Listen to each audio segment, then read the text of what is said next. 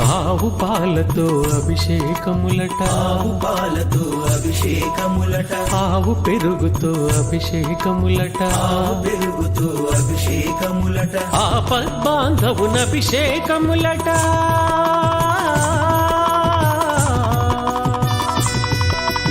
ఆపద్బాంధవునభిషేకములట, అనాథ రక్షకునభిషేకములట. అభిషేకము చూతమురారండి, మన అయ్యప్ప స్వామికి అభిషేకము చూతమురారండి.